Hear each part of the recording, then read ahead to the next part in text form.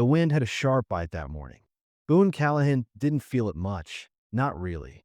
Cold didn't bother him like it used to. Not since the day he buried his wife beneath the cottonwood tree out back. The same tree she used to sit under in the evenings, sipping tea, humming songs that didn't have names. The kind of woman who could make a home feel like it had a soul. Now that soul was gone, and Boone hadn't spoken more than a few words in days. Just fed the horses, fixed the broken fence, and try not to look at the rocking chair that hadn't moved in weeks. The land stretched wide and quiet around his small ranch, a few miles outside of Willow Creek. Too quiet, some said, but Boone liked it that way. After the funeral, the neighbors had come around, dropping off food he never touched and offering words he never asked for. He nodded, thanked them, and then stopped answering the door. Everyone grieves different. Boone did it in silence. That morning, he was out checking the cattle. They'd been acting uneasy the night before, crowding up near the north side of the fence. He figured maybe a coyote had been sniffing around. Boone's boots sank a little in the soft earth as he made his way up the ridge, the smell of mud and pine heavy in the air. By the time he got back, the sun had broken through the clouds just enough to cast long shadows across the wagon.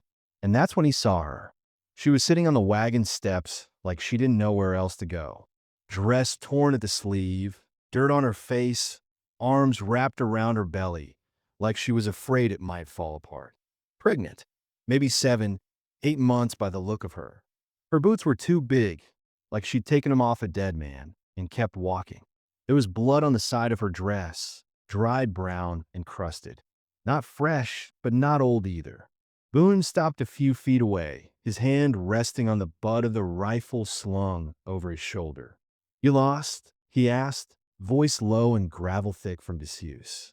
She didn't flinch, just lifted her chin a little, eyes hollow and wide. "Ain't got nowhere to be." Boone stared at her. There was something in the way she said it. Not just tired, empty, like someone who had walked through fire and didn't even know she'd been burned. He didn't ask questions. He just nodded once and opened the door. "You're coming with me," he said. Inside, it smelled like dust and pine soap. He hadn't cleaned much since the funeral, but the place was still neat. He set her down in the armchair by the hearth and lit a fire. She didn't ask for food, didn't ask for anything. Just sat there, hands clenched tight in her lap. Boone brought her water. She drank it slow, eyes fixed on the flames. "What's your name?" he asked after a while. "Sadie," she said. She didn't offer a last name. Boone didn't push. He knew the look of someone running from something they couldn't say out loud. Over the next few hours, Boone noticed the way she watched the door, like she expected someone to come bursting through at any second. The way her hand always stayed on her belly, fingers splayed like a shield. She didn't cry, didn't talk, but her silence said more than most folks' words ever could. Boone wasn't a man who brought strangers into his home, but this wasn't about kindness. It wasn't even about doing the right thing. It was instinct, some kind of gut-deep knowing that if he turned her away, something terrible would happen. Later that night, the wind picked up. The fire was crackling steady, and Sadie had finally drifted off to sleep in the chair, one hand still resting on her stomach. Boone sat across the room, eyes half closed, pretending not to watch her. But he was listening to the creak of the old house, the way the trees groaned in the wind, the way her breathing hitched every now and then, like she was fighting something even in her sleep. He didn't know where she came from, but he knew fear when he saw it, and Sadie wore it like a second skin. Outside, the moon slipped behind clouds. Boone leaned back in his chair and closed his eyes, but sleep didn't come. He didn't trust peace anymore. Not since the world took the one thing he loved most and left him with nothing but silence. Now the silence was broken, and in its place was this woman with a belly full of someone else's future and eyes that had seen too much.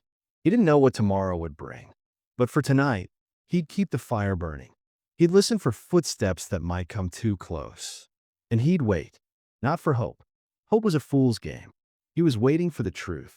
Boone didn't ask questions, but that didn't mean others wouldn't.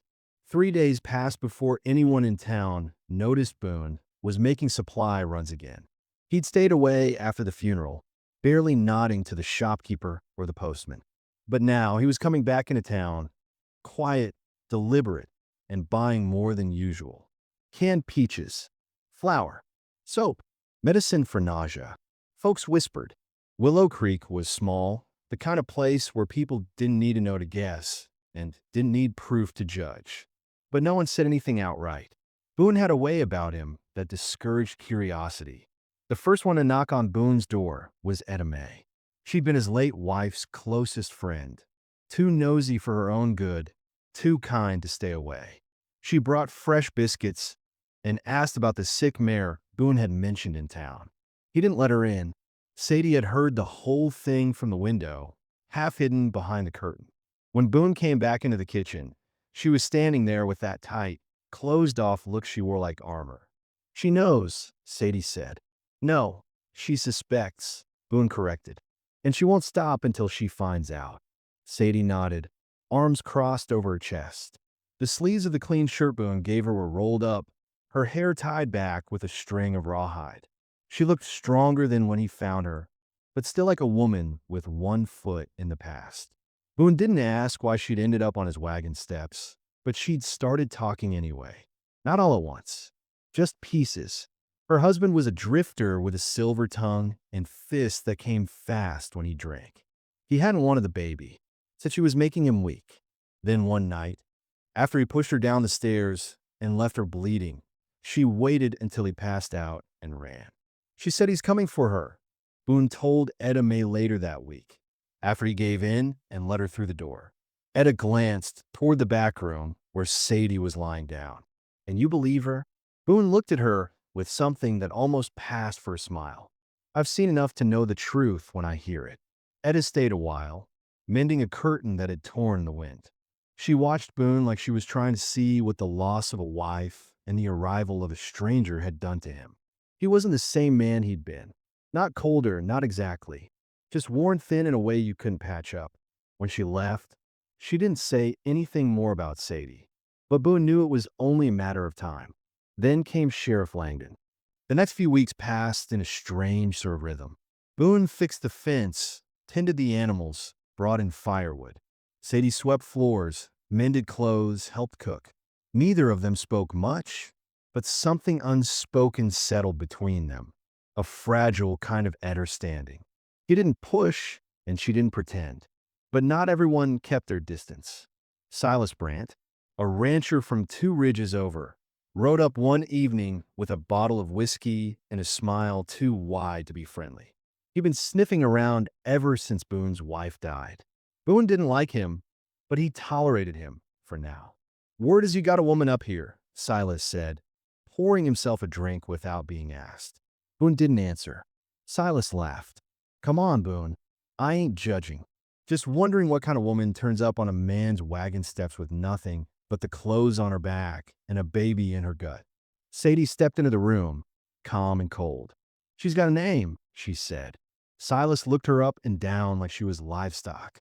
"Well now, ain't you something?" Boone stepped forward, his presence enough to send Silas back toward the door. "Don't come back," Boone said. Silas raised his hands, grinning, just being neighborly. But as he rode off, Sadie turned to Boone, face pale. "He's going to talk." Boone nodded. "Let him." Still, something had shifted. Sadie started sleeping less. Her eyes would dart toward the windows. She jumped when a door creaked.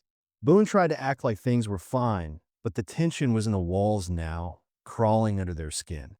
The day Boone came back from town and found the gate wide open, he didn't need to ask what it meant. Someone had been there. Sadie sat on the wagon steps, shotgun in her lap. Her hands were steady. Her eyes weren't.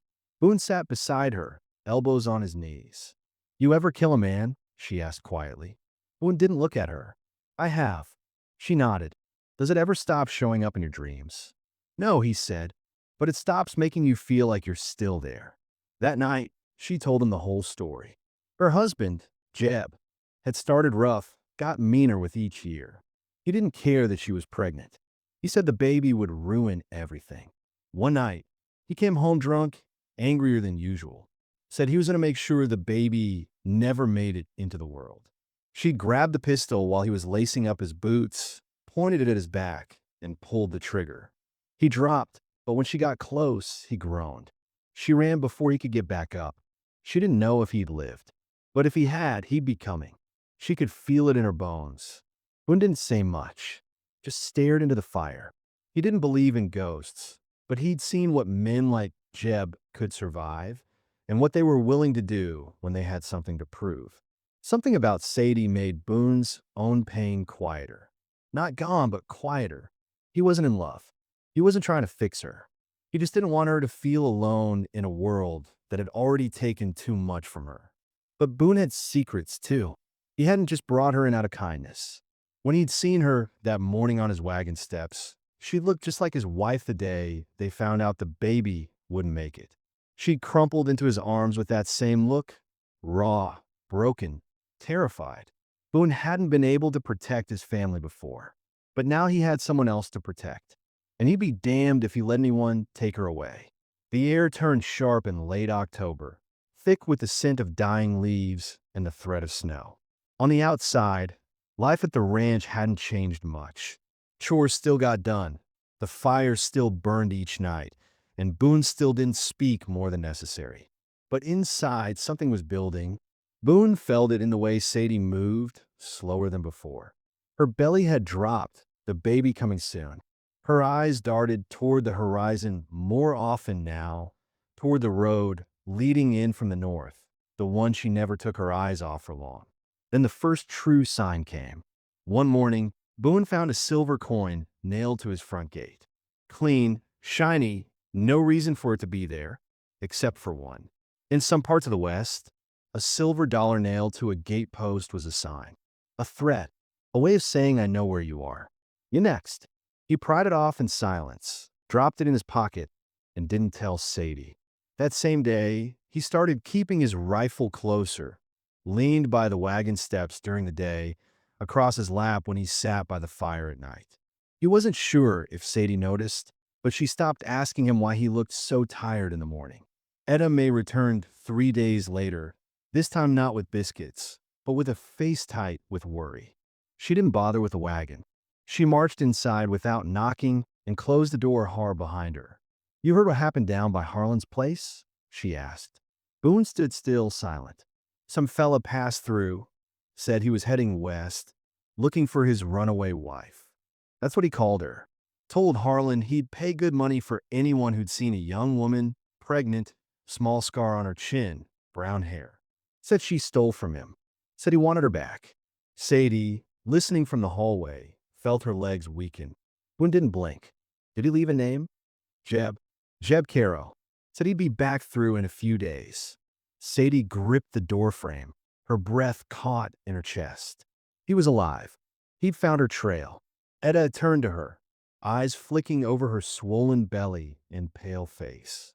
You told him? She asked softly. Sadie nodded once. I told Boone everything. Etta's voice dropped to a whisper. You didn't just shoot him, did you? Sadie looked away.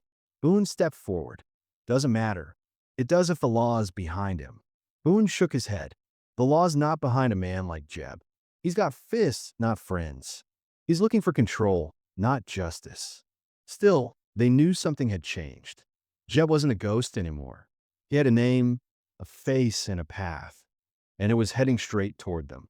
That night, Boone set up a bell on the gate, rigged to a taut wire. If anyone opened it, the clang would echo through the yard. He moved Sadie into the back room, boarded up the window, and left his rifle beside her bed. She didn't argue. In the quiet that followed, Boone found himself thinking more and more about the life he used to have, about how grief twisted into guilt and guilt into silence. He'd thought letting the world fade away would keep him safe. But Sadie had forced the world back in. Her and that child inside her. Around midnight, Boone heard the bell ring. He was off the couch in an instant, rifle in hand. Outside, moonlight glinted off something by the fence line. A horse. No rider. He crept down the wagon steps, eyes narrowed. The horse was saddled, reins dragging, foam around its mouth for being pushed too hard. A piece of paper was tucked under the saddle. Boone pulled it loose, unfolded it. For words, written in a sharp, heavy hand. She's mine. I'm close. Boone didn't sleep that night.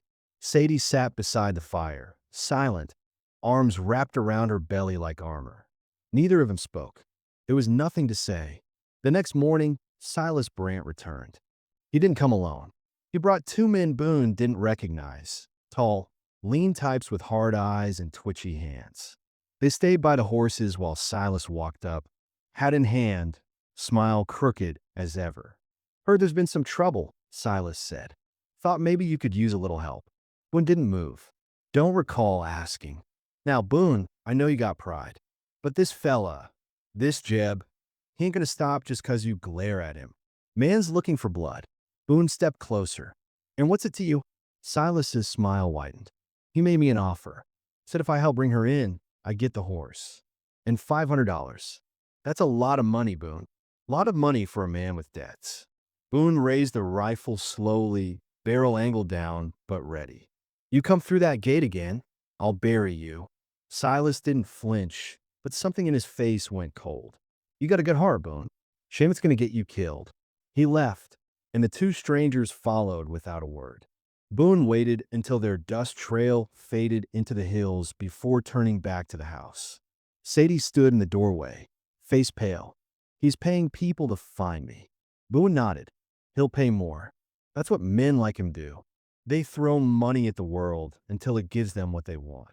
What if he never stops? She whispered. What if he takes the baby? Boone didn't answer right away. Then he said he won't. I won't let him. But deep down, he knew what kind of danger they were in. That evening, Langdon returned. The sheriff stood at the edge of the wagon, hat in hand. You still got her in there? He asked quietly. Boone gave a slow nod. Langdon looked tired. Silas came to me. Said you're hiding a fugitive. Said she shot her husband and ran off with stolen money. Boone's jaw tightened. You believe him? Langdon sighed.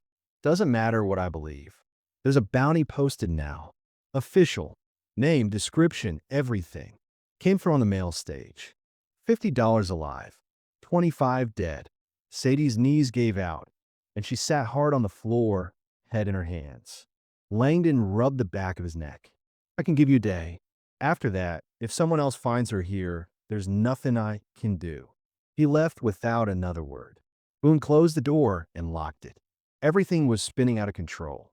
What had started as a quiet refuge had become a battlefield. Sadie wasn't safe, and neither was Boone. Not anymore. That night, they packed. Not much, just what they could carry. Boone loaded his saddlebags with dried meat, a few bandages, and the old photograph of his wife. Sadie folded one blanket and tucked it into the corner of her satchel, tears streaking silently down her face. Boone saddled the horses just before dawn, but before they could leave, Sadie doubled over, breath hitching. Water had broken. No, she gasped. Not now. Not here. But it was happening. Boone carried her back inside, heart pounding. The fire was low. The wind howled outside like it knew something was coming. Boone rode fast to fetch Doc Willoughby from town. By the time they returned, Sadie was deep in labor. The doctor worked quickly, his hands steady despite his age. Sadie screamed once, gripping the bed frame hard enough to bruise her hands. And then, just as the sun touched the hills, the baby came. A girl, tiny, red-faced, wailing like her lungs had been waiting all year to be used. Sadie collapsed back against the pillows, sobbing, not from pain, but from something deeper. Doc Willoughby wrapped the baby in a soft cloth and handed her to Sadie. She's strong, the doctor said, packing his bag. Keep her warm and fed. Sadie cradled the baby like the world might break if she didn't hold on tight enough. But Boone knew this wasn't over. Jeb was still out there. And now, they had more to lose than ever. He walked outside and saw boot tracks in the mud by the fence. Fresh, less than an hour old, and nailed into the post again, another silver coin. Below it, carved into the wood. One more day. Boone ran inside, heart thudding. He closed every window, blocked the back door, lit every lamp. It wasn't over. The storm hadn't come yet. It was just starting. The fire in the hearth had nearly gone out by the time Boone slumped into the chair beside it, gun across his lap, boots still caked in mud. Outside, the wind clawed at the windows, shaking the shutters like an angry warning. The silver coins still sat on the table next to him, reflecting firelight like an eye that wouldn't blink. One more day. That was the promise, or the threat, and now the day had begun. Inside the bedroom, Sadie held the baby in her arms, swaying gently, murmuring soft words only she and the child could understand. Her face was pale, her skin slick with fever sweat. She hadn't been able to rest much. The labor had torn through her like a storm, and her body was paying the price. Boone had tried to hide how worried he was. He boiled water, brought her broth, checked her pulse when she fell asleep. But her fever hadn't broken, and every time she blinked slow, like she was slipping somewhere else, Boone's stomach twisted into a knot. "We need help," he finally said out loud. Sadie stirred, her eyes barely open. "No doctor. Not from town." "I know," Boone said. "But if that fever keeps climbing, it won't matter what door he knocks on." Sadie's fingers clutched tighter around the baby. "I'm not leaving her, and you're not leaving me." Boone sat on the edge of the bed and looked at her like she might disappear if he blinked. "I'm not going anywhere." But the truth was, he didn't know how to save her. And worse, he didn't know if he could protect her when the man chasing her was only hours away. As the morning stretched into afternoon, the tension cracked through the house like a whip.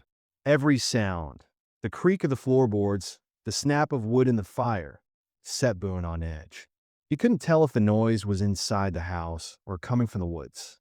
Then, just before dusk, Etta May came back. She brought old Doc Willoughby, wrapped in 2 coats and looking like death himself. Boone almost slammed the door in his face. "Didn't tell him nothing," Etta said quickly. "Just said you had a sick girl who just gave birth. He doesn't care who she is. Just wants his tea and his fee." Doc didn't ask questions. His hands were gentle but fast, and his eyes didn't linger. He checked Sadie's fever, murmured something about exhaustion and infection, then mixed a foul-smelling brew that made her grimace.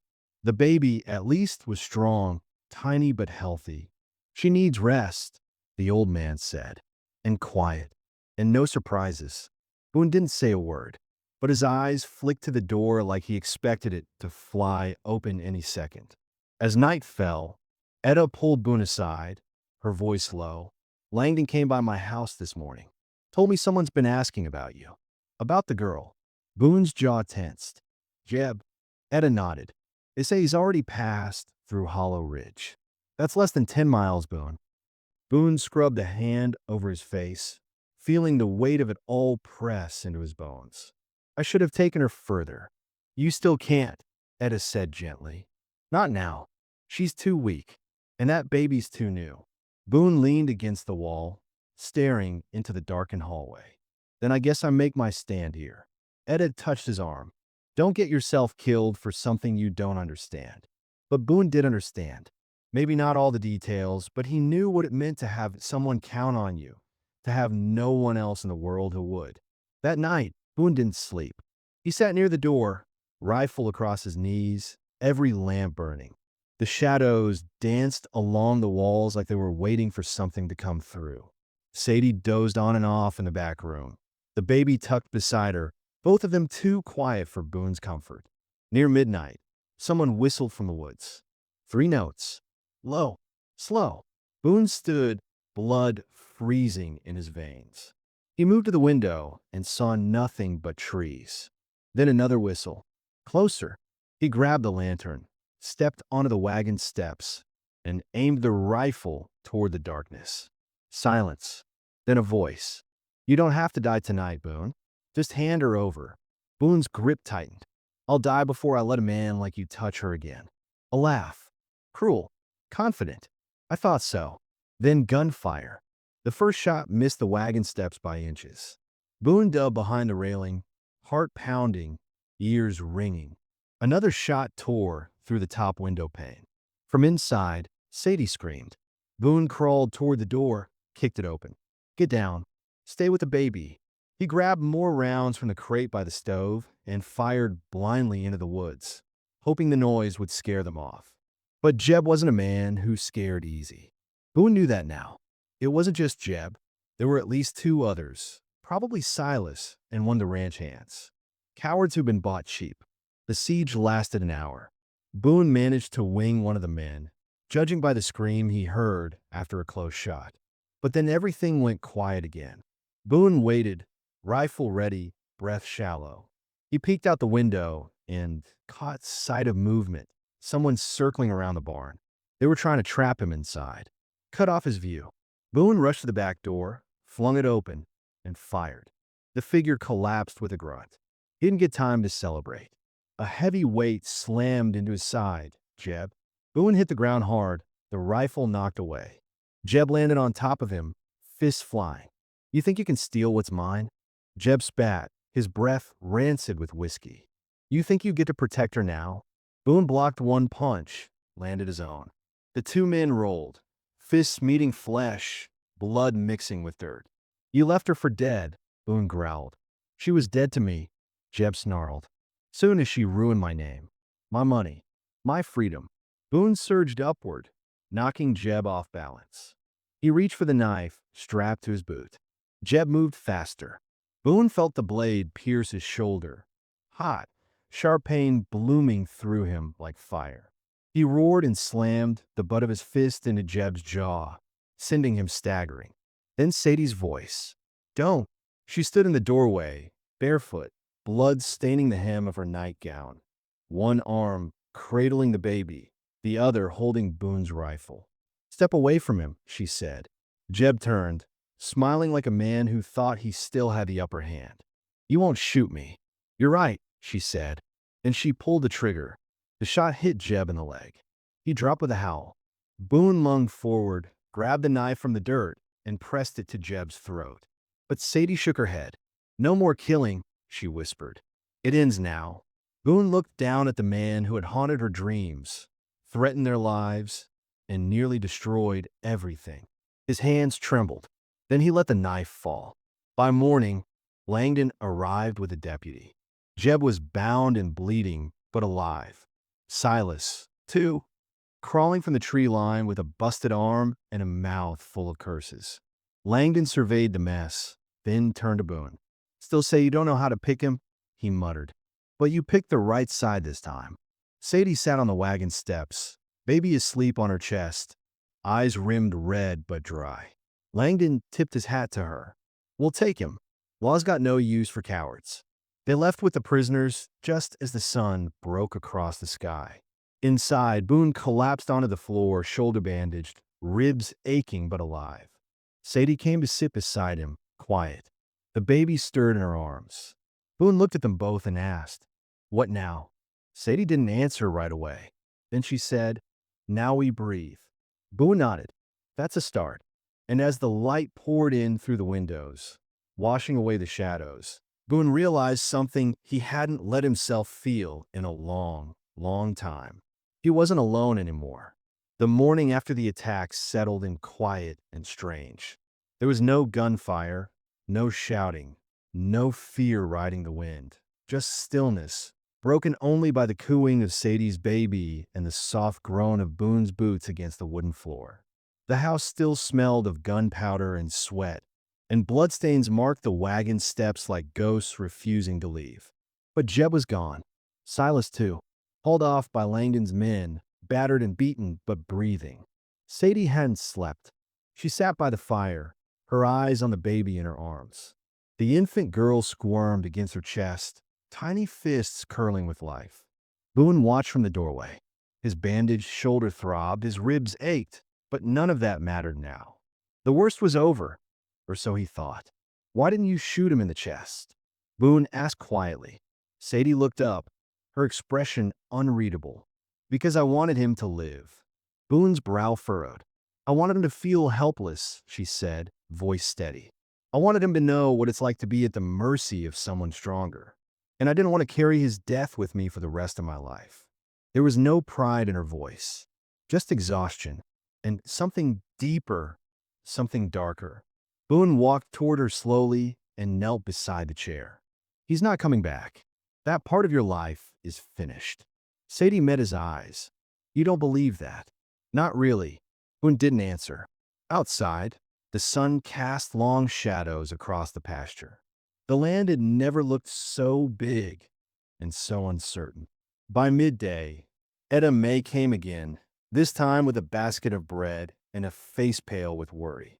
They found something, she said as Boone opened the door. Langdon sent word. There's more. Boone stepped aside, and Etta entered. She held out a piece of folded paper. They searched Jeb's camp, found a journal, ledgers, letters. Sadie listened from the rocking chair, her body tense. Boone unfolded the pages slowly. The handwriting was rough, but deliberate. Jeb's, no doubt. The first few pages were filled with angry ramblings, but the further Boone read, the more everything began to unravel. He wasn't just chasing you, Boone muttered. He was selling names. Sadie's mouth parted. What do you mean? Boone glanced up, eyes hard. Jeb kept records of women. Women he tracked. Women who ran from bad marriages, cruel families. He promised to bring them back in exchange for money. Half the time, he didn't even know if they were alive. Sadie's face went pale. He sold them. He hunted them, Boone said, and got paid to do it. The room went silent, except for the ticking of the clock and the quiet sounds of the baby breathing. I was just one of many, Sadie whispered, and I thought he loved me. God, I thought I meant something to him once. Boone reached out, his fingers brushing her shoulder. You were never the problem. He was broken long before you ever met him. Etta cleared her throat. There's something else, she said. Langdon found a letter addressed to someone in Willow Creek. Boone's eyes narrowed. Who? She hesitated, then said it. Silas Brandt. Sadie's hands clenched the edge of her blanket. Jeb promised him the baby, Etta said softly, if he helped bring you back. Boone stood up fast, rage boiling in his chest. The baby, Etta nodded, said she'd fetch more money than you would. Said there were folks out east, rich, childless, desperate. He was making a deal. Sadie began to cry, not loud, but deep, like something inside her had finally cracked. I thought he just wanted control, she said. I didn't know he'd sell our daughter like livestock. Boone felt sick. He walked to the back window and stared out at the trees. They looked the same as ever. The same as they had the day his wife died. The day he found Sadie. But nothing was the same now. He turned around. We have to leave. Sadie looked up through tears. Where? Somewhere quiet. Somewhere no one knows our names. This town's seen enough. And too many people knew Jeb. We can't take the chance. Etta opened her mouth to protest, but Boone raised a hand. I appreciate everything you've done, but we're not safe here. Sadie nodded slowly. I'll go, but I can't run forever. You won't have to, Boone said. Just long enough for her to grow up not knowing fear. They spent the next day gathering what they could, only essentials.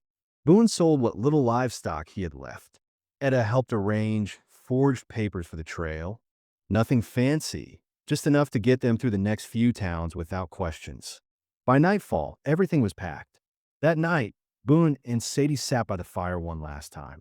The baby slept between them in a cradle made from an old apple crate and a quilt stitched by Boone's late wife. Boone glanced at Sadie. There's something I need to tell you before we leave. Sadie turned. What is it? He hesitated, then said it. I had a daughter. Her breath caught. She died. Stillborn. My wife, she never really came back from that. I think a part of me didn't either. Sadie placed a hand on his knee, gentle. Boone looked away. The day I saw you on my wagon steps, holding your stomach, something just hit me. I didn't bring you in out of kindness. I brought you in because I needed to believe I still had something left to protect. Something good. I wasn't trying to save you. I was trying to save myself. Sadie leaned forward and rested her head against his shoulder. You did save me, and yourself. Maybe not all at once, but you did. They sat in silence after that. No words left, just the fire, and the baby, and two people who had crawled out of the wreckage of their lives, and somehow found something whole in each other. Just before dawn, They prepared to ride out. Boone saddled the horses, his shoulder aching from a knife wound, but steady. Sadie bundled the baby in soft cotton and pressed her against her chest. They were almost ready to leave when a voice called from the trees. Boone! It was Langdon. Boone tensed. What is it? Langdon stepped forward, breathless from riding hard. There's more. Jeb had a brother. Didn't know until we dug deeper into the ledgers. Lives out in the Black Hills. Meaner than Jeb, if you believe the stories. Boone cursed under his breath. He's going to come looking, Langdon said, once he hears Jeb's dead and the girl's missing. Sadie gripped the baby tighter. I can't do this again.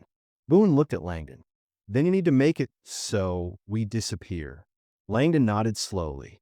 You'll have to ride west. Cross the basin. Take the old trail through Dust Creek. I could send a fake report north. Say you were headed toward Canada. Buy you time. Boone reached out, clasped Langdon's hand. You don't owe us this. I do, Langdon said. I stood by too long while men like Jeb had their way. Not this time. They mounted up, Sadie riding behind Boone, her arms wrapped tight around him, the baby asleep between them. Etta waved them off with tears in her eyes, and Langdon watched them until they were nothing more than a shape on the horizon. The sun rose slow behind them, painting the land gold. They didn't know what waited on the trail ahead, but they knew what they were leaving behind. Violence, betrayal, pain. And still, they rode forward, together. Not because they were unafraid, but because they had no choice but to be brave. The trail west was long and harsh, but Boone, Sadie, and the baby kept moving. Days turned into weeks.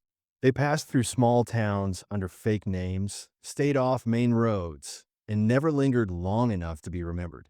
Each morning, Boone checked the horizon for dust trails, signs of riders, any hint of danger. But no one came. Jeb's brother, if he even existed, hadn't found their trail yet. Langdon's diversion had worked, at least for now. Still, Boone never fully let his guard down. The weight of the past hung on him like a second skin. Familiar, heavy, but no longer suffocating. Sadie was quiet most days, her body healing slowly, her spirit even slower. But something in her had changed. The girl who once clutched her belly and stared at the door like a hunted animal was now holding her daughter with strength. There were no more tears in her voice when she sang to the baby. Just tired hope. They eventually came to a valley that wrapped around a creek with clear water and wild lavender growing in thick patches along the banks. The land was soft, green, and untouched, hidden between the low hills and shielded by pine trees. There was no ranch house, no fences, no trail markers. Just a quiet place that felt forgotten by the rest of the world. Boone knew the second he saw it. This was where they'd stop running. He built a cabin with his bare hands, using the last of his strength and every lesson the land had ever taught him. Sadie helped when she could, tying the baby to her chest and hauling stones for the fireplace. They didn't speak of what came before. There was no need. The past lived in their silence, in their scars, but it no longer ruled them. One night, months after they'd settled, Boone sat on the porch with the baby, now named Clara, cradled in his lap.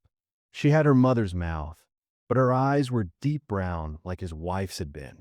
He wasn't her father, not by blood, but some things didn't need blood to be true. She cooed softly and grabbed his finger, holding it tight, like she already knew how much he needed her. Sadie came outside and stood beside him, arms crossed gently over her chest. She likes you, she said, smiling. She's smarter than most, Boone replied. Sadie leaned against the railing. Do you ever miss the ranch? Boone looked out over the moonlit valley. Sometimes, but not enough to go back. Sadie didn't speak for a moment. Then, softly, do you think we did the right thing? Leaving like that, running instead of fighting? Boone looked up at her, the lines in his face deepened by firelight and time. We didn't run. We chose peace. That's harder. Sadie nodded, but her eyes glistened. He could still find us one day. If he does, Boone said, he won't be the one to decide how it ends. She sat down beside him, their shoulders touching, and Clara babbled sleepily in Boone's arms. The fire from the hearth flickered through the window behind them, casting shadows on the porch. Everything around them was still. No gunshots, no voices, no fear. Just breath. Just life. One afternoon, months later, they got a letter. It came through a traveling trader who passed by twice a year. A single envelope, worn by weather and time, addressed to Mr. and Mrs. Callahan. Boone didn't open it right away. When he did, it was short.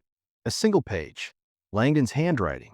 Jeb's brother died in a shootout outside Wichita. Silas died in custody. Your names never came up again. As far as the law is concerned, you're gone. Stay that way. L.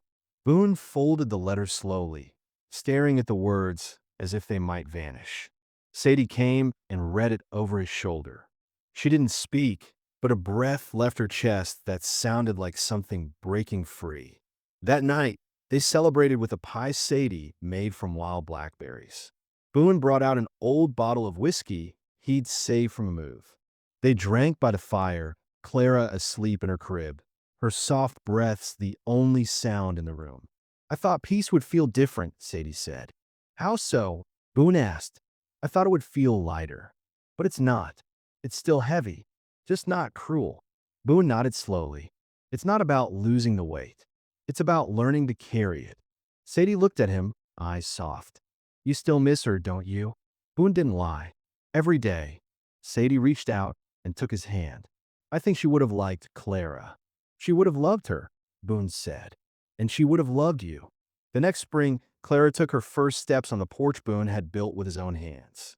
The same porch where he once sat alone, drowning in silence, was now filled with the sound of tiny feet and soft laughter. The land didn't just give them shelter. It gave them something more. Time to heal, space to grow, room to remember without drowning in memory. Boone wasn't the same man he used to be. Sadie wasn't either. But that was the point. Survival wasn't about staying the same. It was about finding the strength to change, to keep moving, even when the past whispered behind you. Sometimes, at dusk, Boone would ride up the ridge that overlooked the valley. He'd sit on his horse and watch the sun dip below the hills, casting everything in gold. And sometimes he swore he saw her, his wife, standing beneath a cottonwood tree that wasn't really there, smiling at him like she'd never left. He never chased the vision. He just nodded, tipped his hat, and rode back home. Because this time, someone was waiting,